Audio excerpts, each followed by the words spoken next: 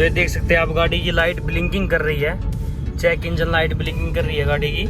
लगातार engine misfire कर रहा है, तो ये काफ़ी खतरनाक मानी गई है इंजनों के लिए। गाड़ी है आज हमारे पास मारुति वैगनर के सीरीज गाड़ी है। मिसफायर गाड़ी करने के 2-3 रीज़न है।